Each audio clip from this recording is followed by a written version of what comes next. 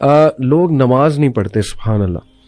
یعنی دے claim to know کہ یس وی لو اللہ, ہمیں پتہ ہے اللہ کون ہے, لیکن ہاؤ کم, مجھے نہیں سمجھ آتی. اگر میں اپنے آپ کو دیکھوں, ٹو بی آنیسٹ, میں جب نماز نہیں پڑھتا تھا میرے کانسیپٹس نہیں ٹھیک تھے. مجھے ایسا لگتا تھا کہ نماز شاید جو 1-2 ہی پڑھ لو بس کافی ہے, اللہ کا لو اتنا زیادہ ہے, انفائنائٹ ہے, اللہ معاف کر دے گا. مطلب میں اپنی بات کر رہا ہوں, بٹ اللہ نے ایک ریزن بتائی ہے, میں آپ کے سامنے وہ ریزن رکھتا ہوں. سورہ قیامہ کی آیت نمبر 31 ہے, فلا صدق ولا صلی ولکن کذب وتولی.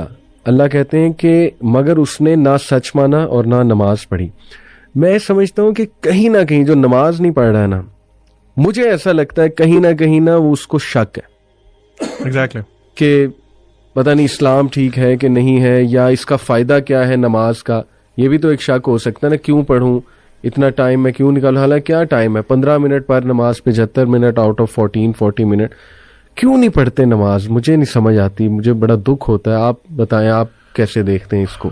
علی بھائی, آپ نے نوٹ کیا اسی آیت میں اللہ تعالیٰ کہہ رہے ہیں فلا صدق ولا صلی ولکن کذب وتولی.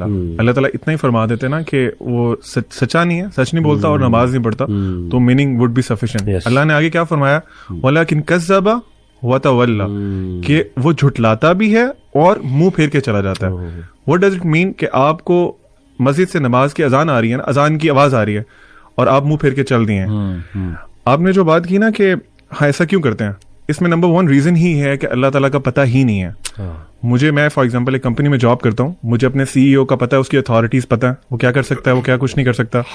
میں کبھی, اور وہ مجھے کہتا ہے کہ I have a meeting with you at this time, اور یہ اس ٹائم پہ, وہ چاہے ٹائم آف ٹائم ہو, whatever the thing is, میں وہاں لازمی پہنچوں گا. کیوں؟ I know his authority, I know about himself, I know about him, اور مجھے آئیڈیا ہے کہ میں اگر نہیں جاؤں گا تو مجھے he will just kick me out of job.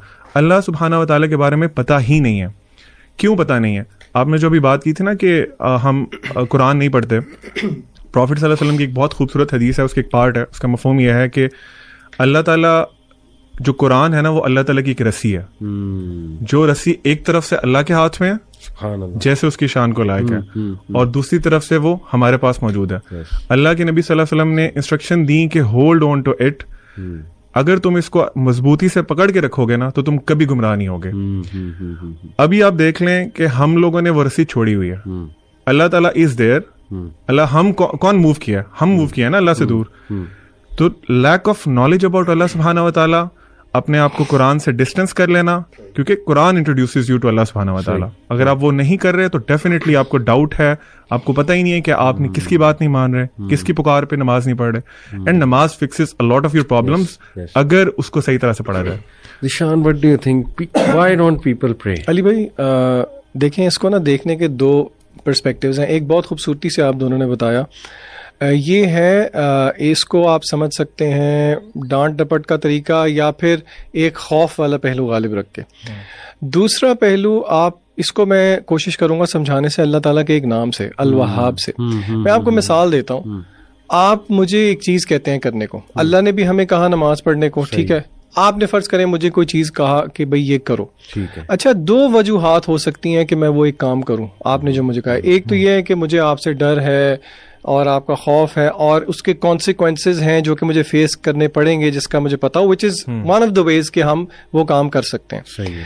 اچھا, دوسرا یہ بھی ہو سکتا ہے کہ مجھے پتا نہ ہو اور بعد میں پتا لگے کہ آپ نے میری کتنی چیزوں کا خیال رکھا ہوا ہے.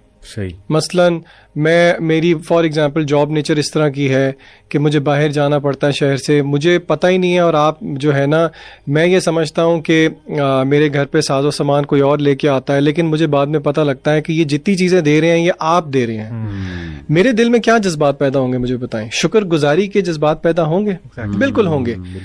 آپ اس اعتبار سے واہب ہیں, عربی میں واہب کہتے ہیں گیور کو. اللہ کا نام ہے الوہاب, یہ سپرلیٹو فارم ہے جس کا مطلب ہے کہ دینے میں بہت زیادہ. بالکل صحیح. اچھا, کیا دینے میں بہت زیادہ؟ علماء کہتے ہیں تحفے تحائف دینے میں بہت زیادہ, برکات دینے میں بہت زیادہ, فوائد دینے میں بہت زیادہ. اور علماء نے یہ بات بھی سمجھائی کہ اللہ نے یہاں پہ انٹینسو فارم کیوں یوز کی, کیونکہ اللہ تعالیٰ کیا کبھی کبھی دیتا ہے, نہیں ہر وقت دیتا رہتا ہے, ٹھیک ہے. دوسرا, کیا اللہ تعالیٰ ایک چیز دیتا ہے؟ نہیں, ورائٹی آف تھنگس دیتا ہے. تیسرا, اللہ تعالیٰ intentionally intentional giving in amounts that go beyond the necessary and expected. تو اگر بندہ یہی سوچنا شروع کر دے کہ اللہ تعالیٰ کی کتنی مہربانیاں ہیں میرے پہ، تو پھر کیا بندے کو شکر گزاری میں نہیں نفل میں کھڑا ہونا چاہیے؟ جس طرح کہ رسول اللہ صلی اللہ علیہ وسلم سے صحابہ نے پوچھا، یا رسول اللہ آپ کے اگلے پچھلے سارے گناہ معاف ہیں، آپ کیوں اتنا لمبا قیام کرتے ہیں کہ آپ کے پیر بھی میں سوجن آ جاتی ہے؟ آپ صلی اللہ علیہ وسلم کا کیا جواب تھا کہ کیا میں اپنے اللہ کا شکر گزار بندہ نہ بنوں؟ تو دوسرا رویہ نا لوگوں کو یہ بھی سوچنا چاہیے کہ دیکھیں تو صحیح کہ اللہ کی نعمتیں کتنی ہیں. لوگ دنیا کے اندر بچے مر رہے ہیں، آپ کے بچوں کو آپ روز پیار کرتے ہیں. جہاں پہ مہنگائی بڑھتی ہے، لوگوں کے گھر میں 3 ٹائم کے بجائے 2 ٹائم چولہا جلتا ہے، آپ 4-5 دفعہ بھی کھا لیتے ہیں. کیا آپ کو اس چیز کا احساس نہیں ہے؟ تو لوگوں کو یہ بھی دیکھنا چاہیے کہ وی او سم تھنگ بیک ٹو اللہ. اللہ کو ضرورت نہیں ہے، اصل میں یہ میرے اور آپ کا ہی فائدہ ہے. تو یہ زاویہ بھی دیکھنا چاہیے لوگوں. اور اللہ آپ کو بغیر ڈیزرو کیے دیتا ہے، آپ ڈیزرو نہیں کرتے کچھ بھی، اللہ پھر بھی آپ کو دے رہا ہے. بالکل ایسے.